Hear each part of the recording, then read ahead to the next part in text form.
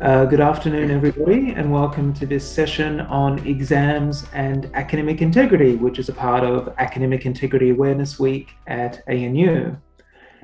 Today, we will be focusing on tips and strategies for sitting exams with the utmost integrity and avoiding misconduct.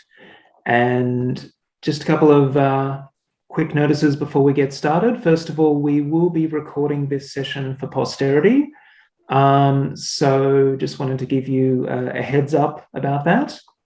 And in addition, would like to take a moment to acknowledge and celebrate the Ngunnawal people on whose traditional lands we meet today, and we pay our respects to their elders past and present. So I'm very before I get onto that, just a quick snapshot of today's session. So we're going to start off by talking about where exams fit into the academic integrity and misconduct rules. We're going to provide some suggestions for preparing for exams. We'll talk a little bit about permitted and prohibited materials, what we would consider good behavior during exams, or what we would consider wrong behavior and hence misconduct. We'll talk a little bit about proctorio. We'll talk a little bit about what would be deemed honest practice when sitting exams and provide some tips and strategies around that. And finally, we will be able to pose some questions to a panel of experts that we've gathered today. And so it's a great privilege to welcome our panel. So I'm Ben Koyman. I'll be facilitating much of the session, and also facilitating today is Amanda Vallant, my colleague from Digital Literacy. And we're also very fortunate to be joined by Professor Marianne Diva, Pro Vice Chancellor, Education and Digital, Dr. Jenny Bettman from the College of Business and Economics, Associate Professor Roald Melianke from the College of Asia and the Pacific, Professor Greg Weeks from the College of Law, and Dr. Lucy Neve from the College of Arts and Social Sciences. So we have an all-star cast in our presence. So thank you, everybody, for attending and participating today.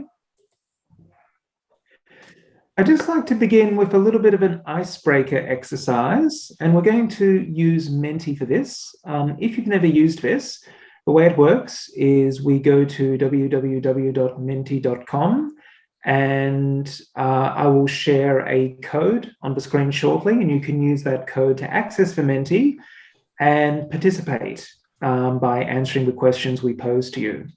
So just bear with me for a moment.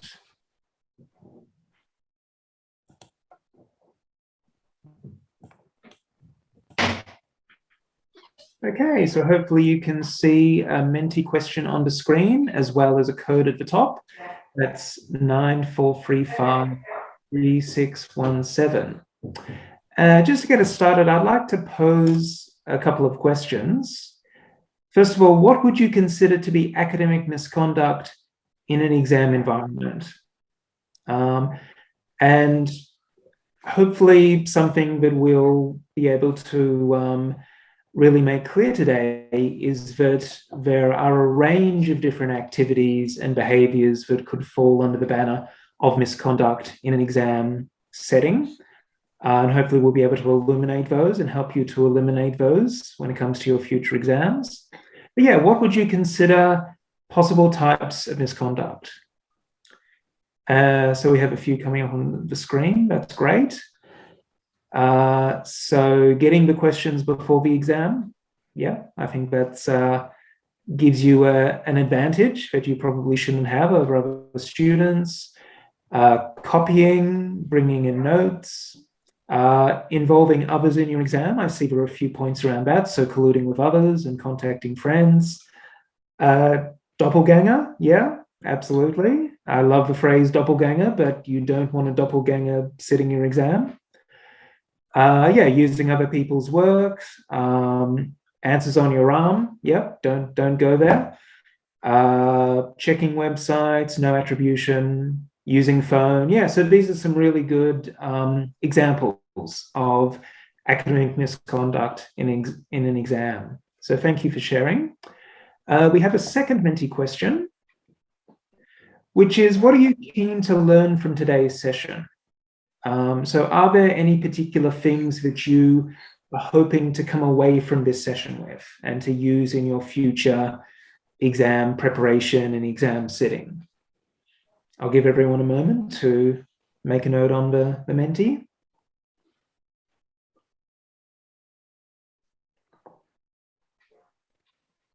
Okay, so that's a good one. How to prepare well. Excellent.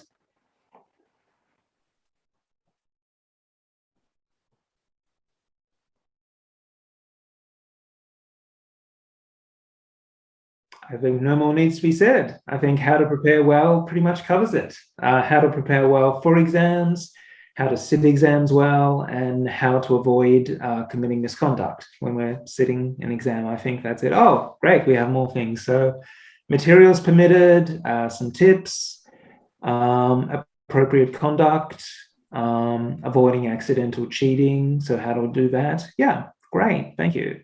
So we definitely have a few things that we will touch on in the course of the session. That's good. What is right, how to do online exams. Yeah, that final one's very important because obviously sitting exams online opens up all sorts of other behaviors which could be considered misconduct. And so we'll definitely talk about that. Yeah, okay, so some good things. So reading questions aloud, whether that would be considered misconduct or not, that's a good question. Okay, well, on that note, let's get back into the slides. Thank you, everybody, for participating in that Mentee. We will have another one a little bit later, which will be an opportunity for you to pose questions to our expert panel. So I might just check if someone in my expert panel has their microphone on. There's a bit of background noise coming through. So if you wouldn't mind just muting for the moment. Thank you. Okay, so let's start by establishing where exams fit into academic integrity. So on the screen, you'll see an excerpt from the university's Academic Misconduct Rule 2015. It reads that the academic integrity principle is a principle that a student's work is genuine, original, completed only with the assistance allowed according to the rules, policies, and guidelines of the university. In particular, the academic integrity principle requires the words, ideas, scholarship, and property of others used in the work, and the work could be an exam as well as an assignment, to be appropriately acknowledged. And a person is in breach of the academic integrity principle if the person engages in collusion. So that's sort of the big picture of academic integrity. And hopefully you get a bit of a sense of how cheating in an exams would be a form of misconduct. So just in a nutshell, cheating in exams is expressly identified as a form of academic misconduct in both that rule we just looked at, the Academic Misconduct Rule 2015, but also in the forthcoming Academic Integrity Rule 2021, which is going to be unveiled and officially implemented from late December onwards. So in addition to cheating in exam, further types of misconduct that would fall potentially under the banner of exam cheating would include plagiarism, which we just saw on the previous slide. So not acknowledging the ideas and work of others, copying the work of others well, collusion, so collaborating with others where it's not permitted by the assessment, but also use of prohibited materials, impersonating another person, improperly sharing materials, assisting others to cheat, and many more on top of that. So yeah, cheating in exams, it is a form of misconduct, which is why we're touching on it as part of Academic Integrity Awareness Week, because we want you to be as well prepared and equipped for exams and sitting them with integrity as possible. So at this point, I'm going to hand over to my colleague, Amanda, who will take you through the next few slides. Thank you, Amanda. Thanks, Ben. So when preparing for examinations, it's important to find out the ANU rules around sitting exams. So the ANU assessment and exam website provides information relating to exam policies and procedures at ANU. And a good link from that website is the examination conduct. You may feel unwell or due to unexpected circumstances may result in you being unable to sit your exam. So there are some really good useful websites to refer to, and that includes special consideration and deferred examinations. Also contacting Access and Inclusion well ahead of time if any special arrangements need to be arranged for sitting your exam. But it's always important to look at the requirements for sitting your exam as well by consulting your course outline or Wattle sites for course-specific exam requirements. And the lecturer may even provide details leading up to the exam as well. So we're going to have a look now at what materials are allowed in the exam environment. Go to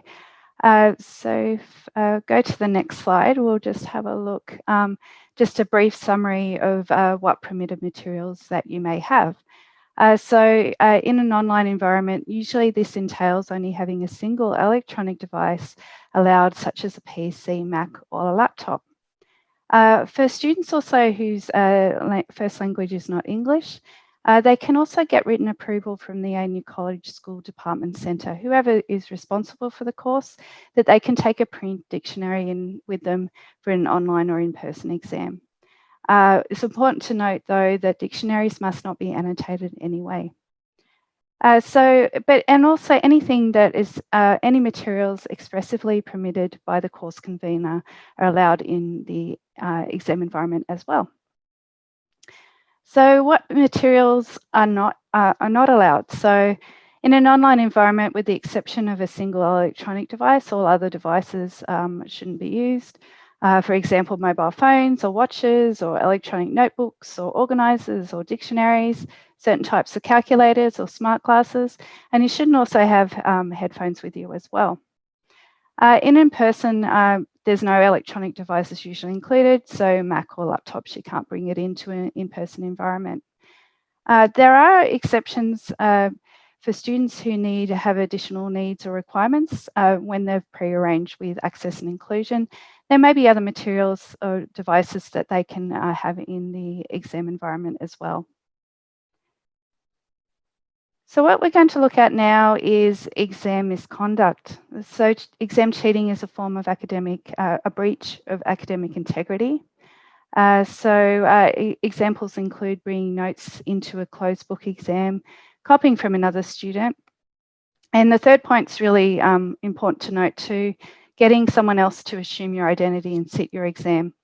Because it might be years after you paid someone to do the work that you find out that there's long-term consequences and implications, particularly if you advance in your career.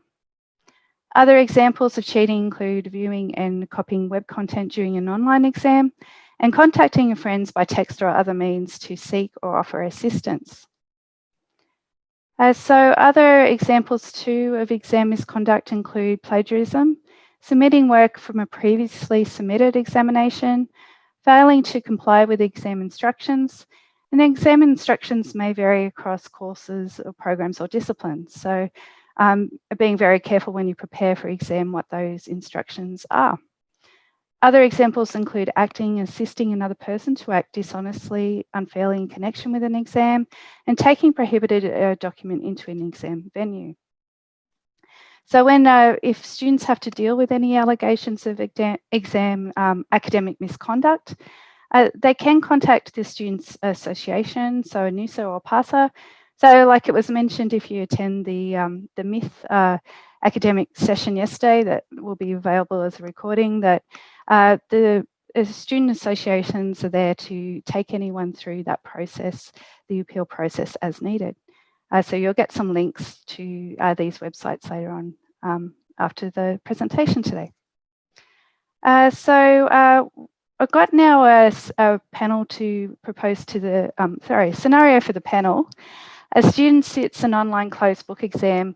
There is a post-it note on the bottom corner of their screen with acronyms listed to prompt the student's memory for course concepts. Why might this be misconduct? Has any of the panels got any thoughts?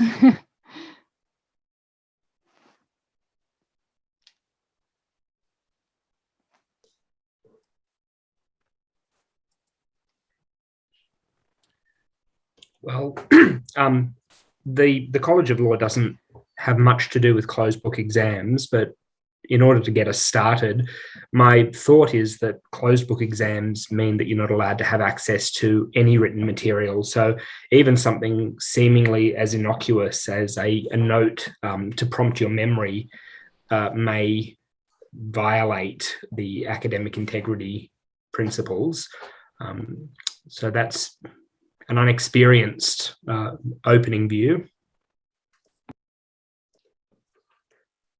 If I may, in CAP, I think it's the same. We try to be completely consistent with our directives. And so the idea that you could just have a few notes to prompt your memory does go against that. And because, you know, where do you draw the line? Some people might have very large writing and argue they need a piece of paper this large. And of course, it's very hard to check that. And what can fit on a single piece of paper. So if it's just the course concepts, for example, I'm sure you can memorize those. So I would recommend to students to avoid any of these possible issues and having to get an email from your convener eventually asking for some clarification. So avoid any of that trouble because it's really not necessary to have a little piece of paper, I would think. Yeah. Thanks, Greg and Roald. So we'll now move on to Proctorio, which is a tool that's used to monitor academic conduct during exams. So Proctorio, the requirements are computer with webcam and having a stable internet connection. And also when you're setting up a space, it needs to be a suitable space where there's no one coming in and out of the area and no background noise, particularly with background noise such as voices and music. It might appear as colluding, so just ensuring that you set up the space correctly. You'll also need a proof of identity, so student card or a driver's license. There are a couple of really good, useful websites on the ANU website. It includes an online guide for advice to students on using Proctorio. And there's the Proctorio FAQs website as well. And the FAQs website takes you through how to prepare for a Proctorio exam. And it even includes a link for a Waddle Proctorio practice exam as well. So how does Proctorio work? It will use your webcam and audio. And depending on your exam settings, it may disable various functions on your computer. And it monitors for any unusual activities, such as anyone entering or leaving the area, any unusual head and eye movements, talking and engaging with another person or party, and opening up another device, or copying and pasting. So now I'm going to hand back over to Ben, who's got the next panel scenario. Thanks, Ben. Great, thank you, Amanda. Yeah, and to reiterate, if you are seeing hyperlinks and things throughout the slideshow, we will send the slides through to any people who registered for this session, so you will be able to click on those links. And for those who are watching this after the fact online, I'm sure the slides will be available in close proximity to this video somewhere. So look at whatever web. So yeah, another scenario for our expert panel. So a student sits an online closed book exam and uses Proctorio, and the exam site freezes for several minutes. I'm sure this is the worst nightmare of anyone who's watching this video. They message a friend to check if they are experiencing the same problem. Now, why might that be an issue? Would anyone from the panel like to share their thoughts on that? Yeah, in the event of something going wrong in an exam, you should only contact the course convener. You shouldn't be contacting other students, your peers, because that very much could look like collusion. Absolutely, yeah. Have any of the course conveners here had students experience that issue in their courses? Okay, yeah. And in the, some no's, some yeses, okay. If I may, so one thing that is quite interesting is that usually when I run oral exams, my students would gather outside of my office and talk to each other, like, how did you do? How did you do? And then obviously they would kind of compare notes, and I never kind of told them to basically go away and do it somewhere else, because there's no point to that. Of course, nowadays, because everything is online, that has changed, and we can't be always as flexible as we used to be. And yet, I think it's also a lesson for a lot of conveners to still try and maintain that kind of flexibility with every oral exam. But yes, we've noticed now that sometimes students do the same thing. It's kind of natural. You go online and talk to your buddies in the same course and share some stories. And this is what students need to be very careful with, because even just sharing this experience about this part was difficult without actually sharing the answers, that is already a form of collusion. So students need to be very careful with that. And if I would recommend to students to go away if you find that people are discussing the exam, specifically when you're not told to do so. And we've had issues with this in CAP, definitely. Okay. Look, a good question to ask yourself always is, would you enjoy the experience of explaining what you've just done to the person who investigates academic misconduct in your college? And if the answer to that is no, then it's better not to do it. For this kind of scenario, I just wanted to add that in CAS, we're not using Proctorio, but we have had experiences with students sitting online exams and having problems with the internet. And in cases where students have raised this as an issue, we often ask them for some evidence of what they've experienced. And in many cases, students have been able to provide screenshots or, evidence that the website's been down. So that's what I would recommend in a situation when you're sitting an online exam and the exam site freezes, is that you just, you take screenshots, you gather evidence, so that if there's any question about whether there were issues when you're doing the exam or not, you've got the evidence to show your convener. Yeah, thank you. Many conveners have had this issue happen in CBE, where the exam site freezes and students contact them directly, and then there's an email trail that they discuss what they can do moving forward and try and rectify the problem.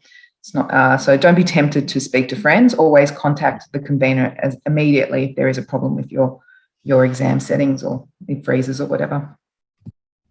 Yeah, great. Thank you, everybody. Some really good insights there. And if there are issues with your online exam, it could be that your Proctorio drops off. It could be that Waddle suddenly becomes inaccessible. Your screen simply freezes. You might experience internet or equipment issues. Contact your course convener in the first instance and begin that correspondence. And hopefully solutions will be able to be developed from there. Okay. But I just want to actually pick up on something that Lucy pointed out, which is, obviously we have been talking about Proctorio for the last couple of slides, but there will be some exams which are not done using Proctorio, but they're still online exams. So for instance, it could be that the exam in your course might actually be a quiz or test in the final weeks of semester, and it might simply be on Wattle and a timed multiple choice quiz or something like that. I know that there are other courses where exams can take the form of a take-home essay, which is written under time constraints. So it could be that you receive the essay question on Thursday morning and you have until the same time on Friday morning to write your essay and submit it to the Turnitin link within those 24 hours. So there are different types of exams out there. The key thing is always to exercise good conduct when sitting the exam. And obviously the type of good conduct you use might vary a little bit based upon the nature of the exam, but there will be some principles that are applicable right across the board. So we have a third scenario, and again, this kind of touches on the type of alternate exam arrangements we were just discussing. So in this scenario, a student sits an open book exam where they must write an essay under time constraints they complete this task complying with their exam conditions. So everything is above board in terms of how they sit the exam, all that. However, they incorporate large amounts of text verbatim from the literature, and they do not identify their sources. So why might this be considered misconduct? And not to pick on anyone, but not picking on, but yeah, Lucy, you mentioned that this might be a more common type of exam in CAS potentially. Yeah, so I'm sure that a lot of students would understand that, you know, you can't use other people's work and pretend that it's yours, that you have to be really just honest and diligent about indicating where you're using material that's not hasn't come out of your brain, but has come from somebody else's. So I think it's, even when you're sitting an exam, it's really important to reference anything, any sources, whether you're quoting or just paraphrasing or summarizing. You just want to make sure that you're acknowledging where all the text, all the material has come from, even if it's an examination. Yeah, I'd like to endorse everything that Lucy just said, and to add to that, because the College of Law has a lot of open book exams online like this, and the cause of the greatest unhappiness to students is the cut and paste function. You may think that you are only cutting and pasting from your notes, but I've met with many unhappy students who have forgotten that their notes include large amounts of text taken from slides used in the course or taken from cases or articles, and have simply forgotten that they did not write those passages into their notes. And when they've cut and pasted them into the exam answer, it's triggered a response in Turnitin. So I would advise everyone sitting this kind of exam to avoid cutting and pasting like poison. Type it out in your own words. It is the only safe way. I think Greg, you also raised a really interesting point there about just being really careful how we take our notes and how we take our exam preparation, writing up, and make sure that we're not actually transposing text from other places. And I'll just add a follow-up question to that. So obviously this scenario was in regards to an open book, essay style exam. If a student in your discipline was sitting a short answer exam, where obviously they have a couple of hours to respond to a number of different short answer questions, would there be the expectation that they have to reference sources? Or would that be the kind of exam scenario where they can sort of work from their memory of the concepts? And I'm conscious that there might be different opinions about that according to different disciplines. Look, certainly if you want to use a point that comes from a prominent judgment or article in a law short answer exam of that sort, it's worthwhile noting where it comes from, apart from anything else, because you look good to link it back to its original source. But I would think with short answer responses, the pressure to cite properly for everything you say is somewhat reduced. Okay. I'd also like to hope that our course conveners are designing the kinds of exam questions that don't necessarily lend themselves easily to just dumping in, things that we've found online or whatever, that actually the questions are asking you to do something a little more reflective and reflecting what's actually happened in that course, in that semester. I can add to that point, Marianne, in that my conversations with conveners around this question is that the online exam situation adds more pressure in terms of asking questions that involve not just a cut and paste or a copy and paste for students, that conveners are really conscious that in designing the examinations, they want to design an exam that's not just testing kind of basic knowledge, that's designing, that's assessing whether students have understood and key concepts and can perform some analysis. So I think that's maybe useful for students too, that it is, in some disciplines, it is a question of learning things, learning some things off by heart, but also being able to understand and explain and analyse kind of key concepts, especially in short answers. That's great to hear, Lucy, because I think that's really ultimately what we want all of our students to be able to do, is to apply the knowledge that they're learning in their courses and to show us how they can do that. Great. Thank you, everybody. So yeah, let's dip back into the slides. Oops, I went a little bit too far there. So hopefully you're getting a bit of a sense that it is important to be informed and alert about what your exam involves, because the expectations for one type of exam that's open book that you have 24 hours to complete might be different in some ways to the expectations of an exam that is on Proctorio, where you have a couple of hours to complete it. And so there will be different expectations attached, but at the same time, there are important behaviors to abide by.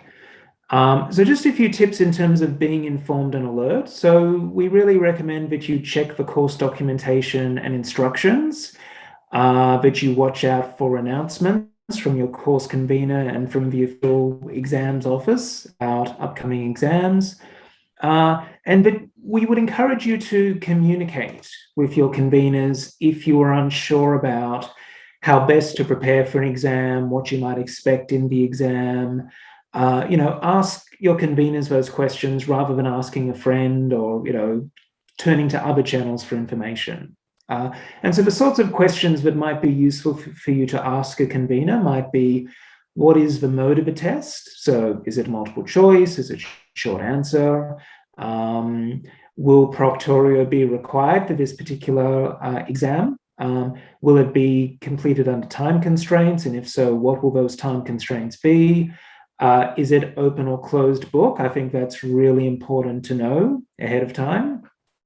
And something else that's quite useful to know is what precisely will be the setup if it's an online exam. So will it be a bit like a conveyor belt, where once you answer question one, you sort of have to do them in order and you can't go back and forth?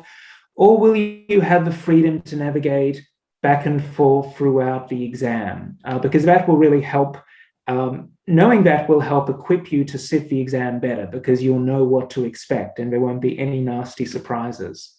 So yeah, just staying as informed and up to date on what to expect in the exam is really useful. And yeah, speaking to your course convener if you have any questions.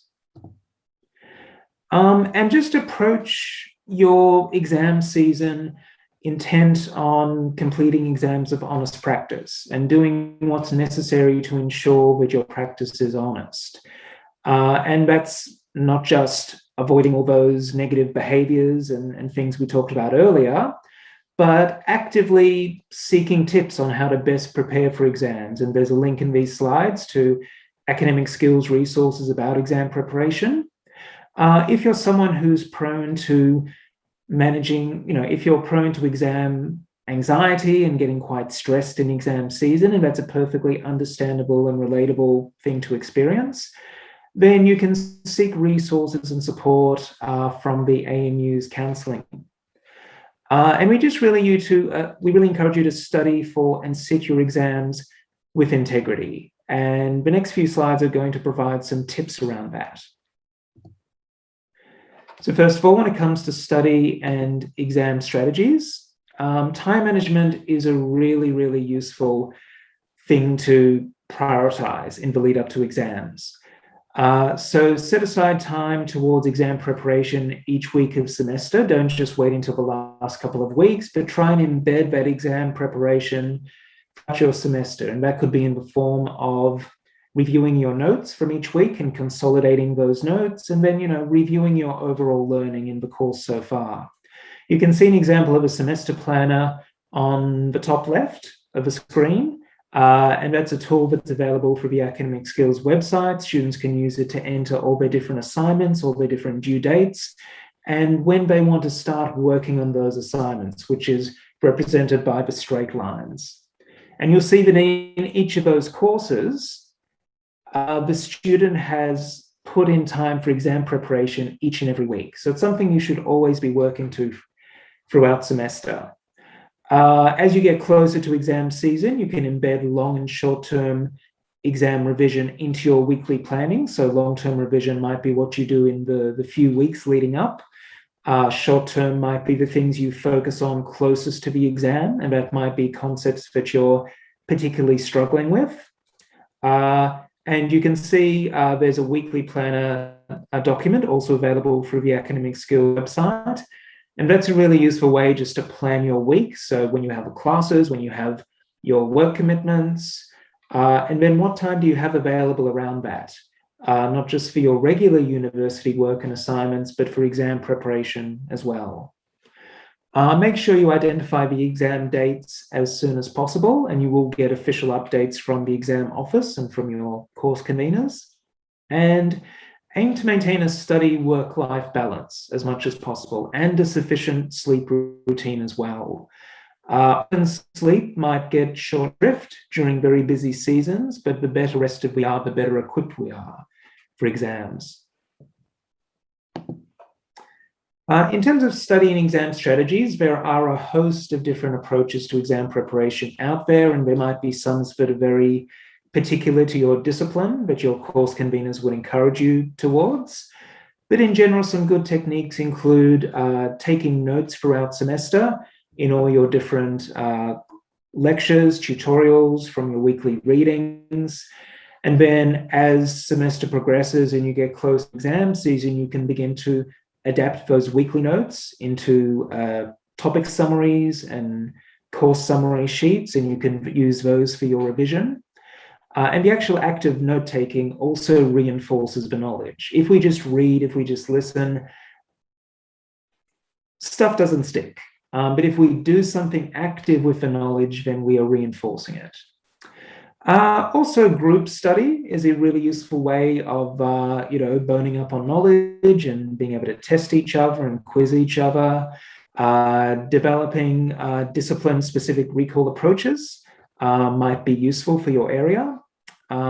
If there are practice questions in your textbook, then making use of those is a really good thing to do.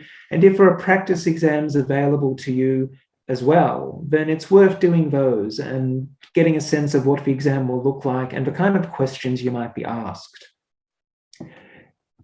I just want to go to the sidebar, though, when it comes to practice exams, to make the point that we should only access past or practice exams via legitimate channels. So the ANU library has a repository of past exam papers for a range of different courses, so that's a legitimate channel. Your course conveners on Wattle sites are also considered legitimate channels, but do not access past papers via external sources or third-party sources. So for instance, file sharing websites, don't go there. Friends and current students or former students, don't go there. Others in your residence halls, don't go there. In addition, really, really strongly discourage you from selling your work to third-party sources, both exams and other types of assignments, because there are long-term consequences attached to this. And contract cheating is illegal, and contract cheating is not just acquiring work, but also giving work. So for that reason, I would definitely just discourage you from going anywhere near third-party sources and sites. Finally, just in terms of studying exam strategies, a couple of tips for sitting your exam. First of all, might seem fairly obvious, but attempt all questions. And if you've skipped over any, go back to make sure that they're completed, because every answered question will potentially salvage you points towards your final mark. Also fairly obvious, but worth stating, use all the time allocated. Quite often as we work through the exam, we unlock information. And if we go back to earlier questions, we suddenly have this new bit of info at our disposal, which might color our answer differently. So using all the time allocated, going back over what you've already answered, if the exam is set up in such a way that you can do that. Complying with the conditions set by the convener. So again, whether it be open book or closed book, if you're using Proctorio, complying with the parameters that are set by Proctorio. not contacting others while doing the exam, all that sort of stuff, complying with those conditions, writing answers in your own words, and if it is open book, then making sure you paraphrase and cite your sources as well. Ultimately, if in doubt about anything, see guidelines from your convener. See guidelines in the exam and clarify, so seek further guidance from your convener.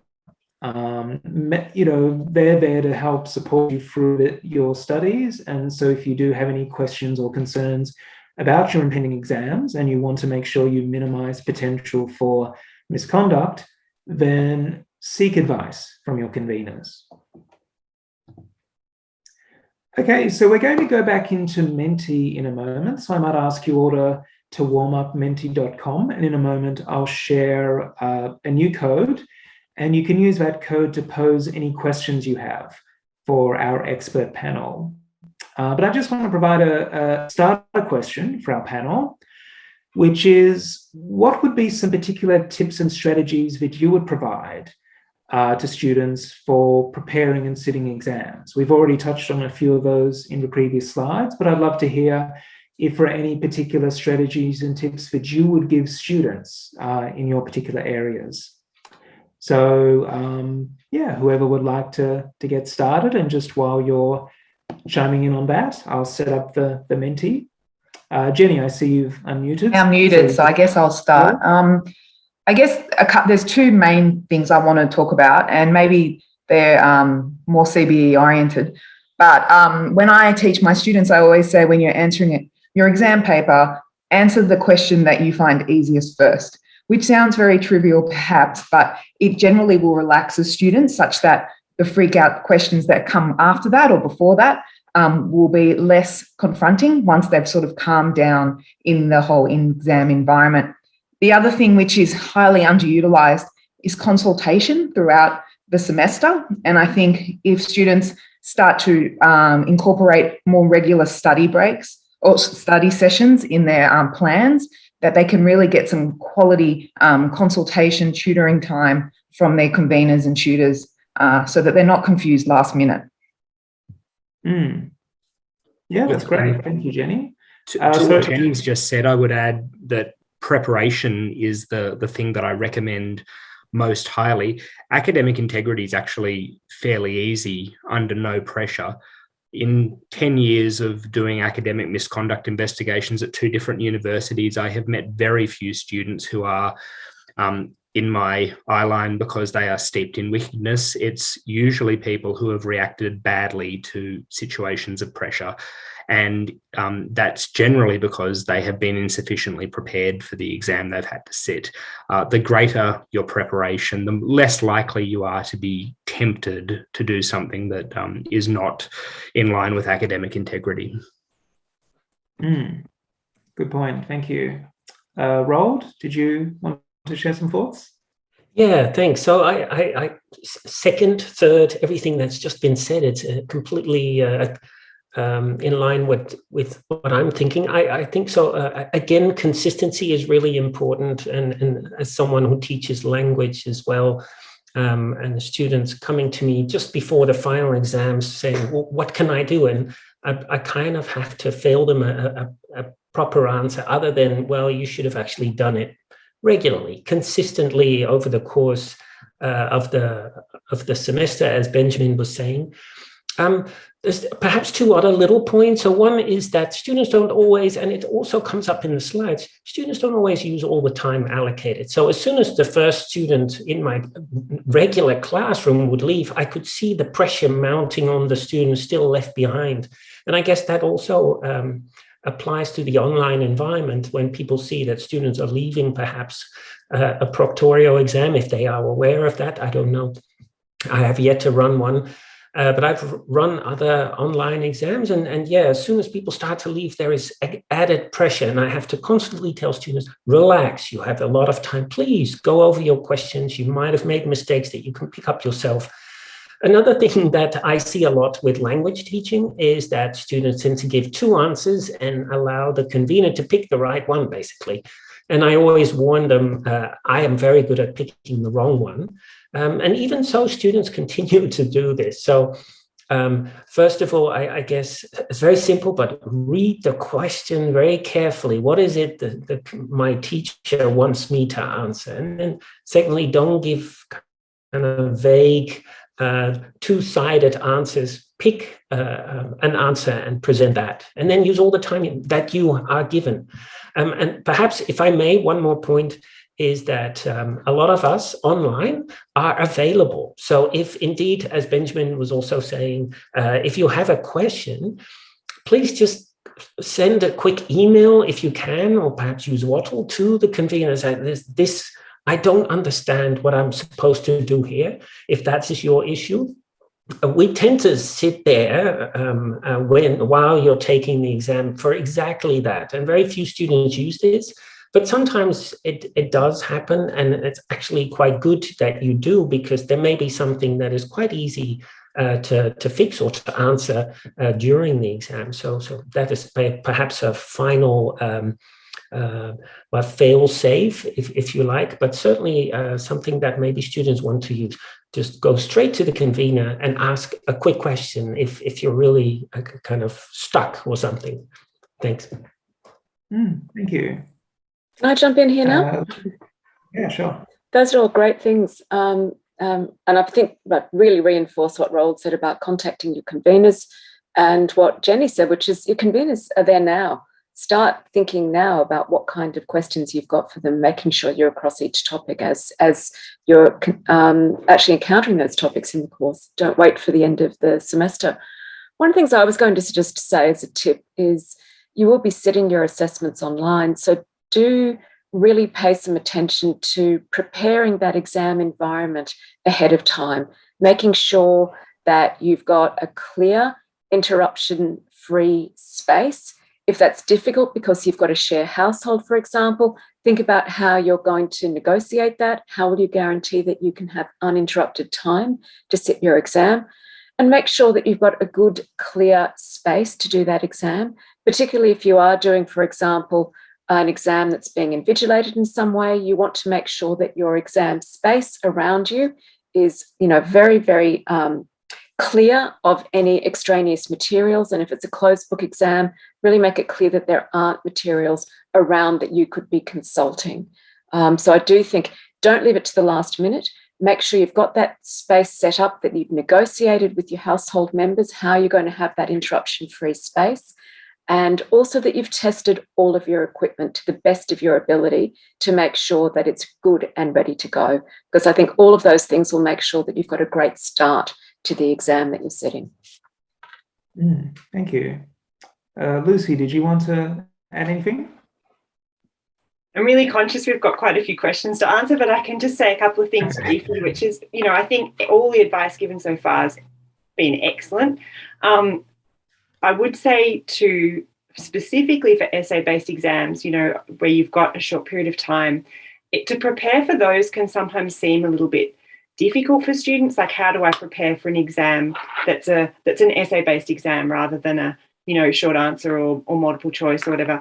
And I suppose my advice on that would be, of course, follow your guidance, Benjamin, in terms of the preparation over the course of the semester, but also the act of trying to write your own questions, trying to think about the sort of question that the convener would ask you in such an exam, and trying to answer or to try and plan your answers. If you don't have access to past exam papers, which is often the case, sometimes that looking over your notes, thinking about the kinds of questions they would ask you, and writing projected plans for the questions can be quite useful and can feel quite sort of empowering, so you know what you're doing, which you often want to go into an exam with the sense that you are really prepared and you really know what you're doing to get a good result.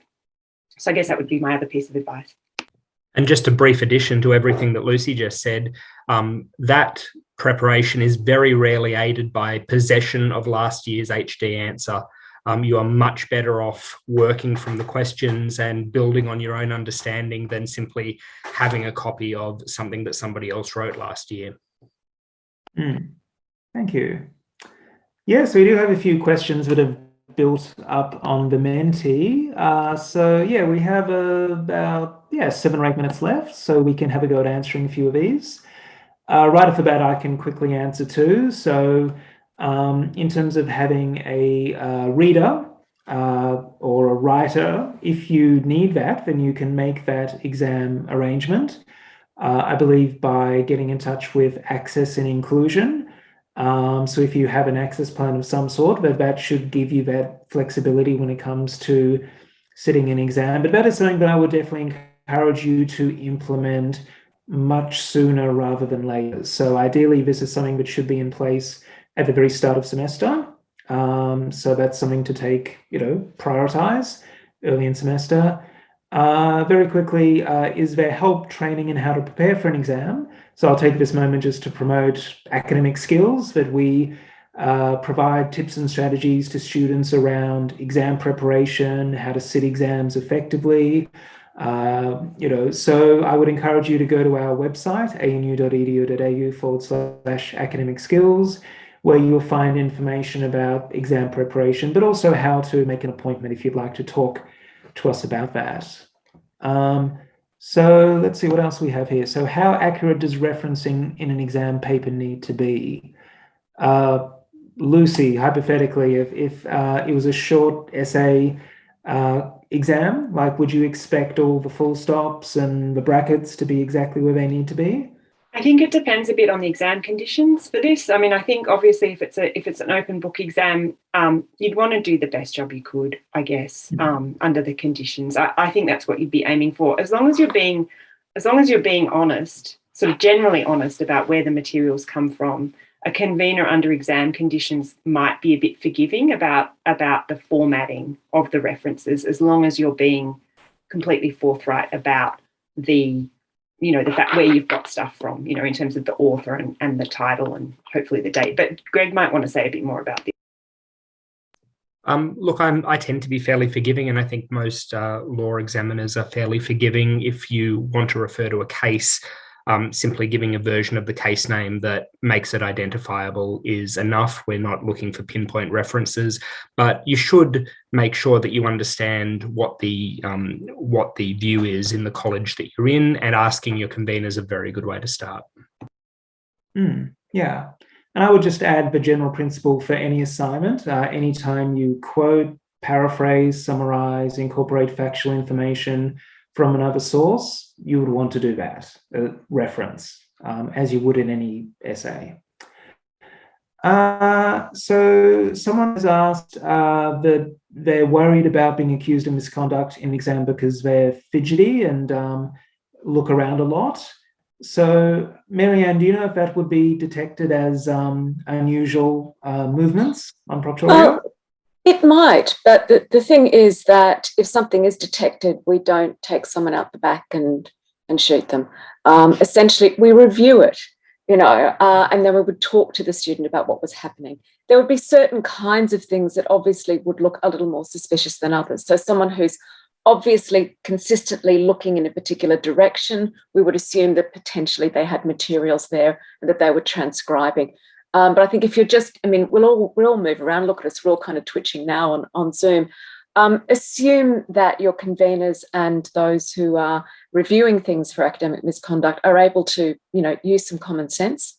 But also they would be talking to you about what was happening. They wouldn't just be, running you out the back and punishing you. So, yeah. So I wouldn't be too anxious, but just be aware that there may well be checks, and you do need to be able to explain your behaviour. Yeah, it's a little bit similar to Turnitin in that respect. So you might get a 20% Turnitin score, but if 18% of that is, the cover sheet. Yeah, exactly. Cover sheet, bibliography, then we're not going to accuse you of plagiarism. It's all about looking at what's been highlighted and discerning from that. So. Yeah.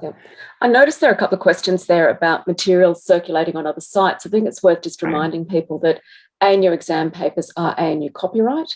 And if they do appear on third-party sites and they are identifiable as ANU, then our ANU legal office can issue takedown notices to those sites and have those materials removed. And certainly no students of ANU should be sharing their exam papers on any of those sites, whether exchanging or selling. And would you encourage students to contact course conveners if they... Yes, I would. Yeah? Yes, I would. Yeah. Great. Okay. And just sort of building on what Marianne just said, one of the questions is about what are the penalties for exam misconduct if I'm accused but wasn't intended, what can I do? So if you visit the Academic Misconduct Rule 2015 and eventually Academic Integrity Rule 2021, it will outline the possible penalties for misconduct, but it will also indicate that there is an appeals process. So if you feel that, obviously, you know, as Marianne said, like the guilty label is not automatically slapped on you. There is always an investigation and a discussion. And if ultimately you disagree with the verdict, then there is the opportunity to appeal, and Anusa and PASA are able to support students in that process. So you can visit their websites for more information around that. Can I just add to that? Yeah, sure. That for the law students who are watching this, not every penalty is listed in the rule. If you are found to have committed academic misconduct, you may find that you're unable to get admitted to practice law in the state or territory that you're in Australia. The stakes are immensely high for law students who are found guilty of academic misconduct. So please do take extra special care if you're a law student. And yeah, that sort of that builds upon what Amanda referred to earlier, which is that sometimes there can be quite serious long-term repercussions of misconduct, depending what profession you're looking to enter into and all that. So yeah, thank you, Greg. Is there support for organizing Proctorio on my home computer? I can just answer that. Yeah, if you go to the Proctorio FAQs, then they will provide instructions on how to go about installing and organizing Proctorio. And for those doing an exam who have children at home, is there special consideration? I would assume so, but I won't answer definitively. Marianne, are you aware of special considerations in that kind of circumstance? Look, it's an interesting one. I mean, I think we're all facing certain kinds of challenges, you know, in working from home. I think if the totality of someone's circumstances they did feel had negatively impinged on the particular occasion when they were sitting that exam, then certainly I think they can certainly have a chat about whether or not special assessment consideration would apply in that instance. And I guess I would just add to that, as was mentioned earlier, setting up your environment to the best of your abilities to minimize distraction is important. So, for instance, once you know when your exams are scheduled, if it's possible to organize a family member or a babysitter to look after the kids for those few hours, I think that's, yeah, really important to do, or go to someone else's house in order to sit for the exam. Yeah, you know, just taking those precautionary measures. Lucy, you had something to add? I think I'd just add to that, you know, there are people in situations where at the moment, it's very hard to get someone in to look after your kids, obviously, and we don't know what the situation will be at the end of semester. So I think in situations like this, where if you had very small children and you're really worried that the exam was going to be interrupted, I would actually talk to the convener ahead of time. And if you know, I mean, and just see what other arrangements you could possibly make, you know, with the convener. So I'd definitely flag it with the convener before you sit the exam. There are options also, you know, if you can get somebody to look after your kids at a certain period, but not during when the exam's scheduled. You may also be able to apply for a deferred exam. You know, the clauses for deferred examinations are a little bit looser at the moment just because of the scenario that we're in. So that might be another option for you if you know that you can't get somebody from 9 to 11 on Monday, but you can get them at another time that might be a possibility. But I would be talking to the convener about that, because it is, and that probably applies to if you're caring for your parents or something. The university wants to be accessible and inclusive. Thank you.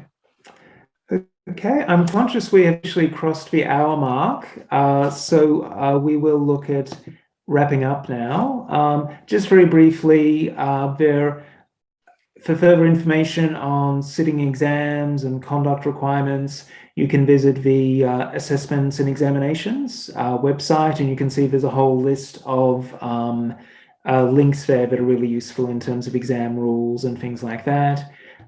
In addition, just a few of the hyperlinks we mentioned in today's session you can find here, as well as contact details for ANUSA and PASA, information on getting adjustments to exams, training in academic integrity, and so on. So yeah, I'd like to take this opportunity just to thank Amanda for co-facilitating, and Greg and Jenny and Marianne and Lucy and Roald for comprising our expert panel today. Your participation was really appreciated.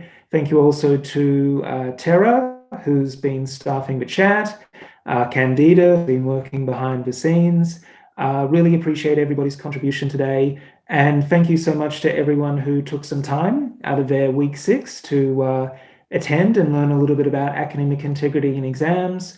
We have a couple more sessions this week on writing with academic integrity. We also have, for any staff in the audience, we have a session on academic integrity and assessment design, and I believe that CRT is also doing a session on exams for staff next week. So just a few related events you might like to tune into. And finally, we have an academic integrity hot desk running from 11 a.m. to 2 p.m. Monday to Friday this week, where you can ask any follow-up questions you have about academic integrity. We can't really provide advice about existing cases, but we can respond to general queries and concerns you have about academic integrity and misconduct. So yeah, again, thank you very much, Amanda, Tara, Jenny, Greg, Marianne, Lucy, Roald, Candida, and everybody in the audience. And yeah, have a great afternoon, everybody, and best wishes for your studies and future activities.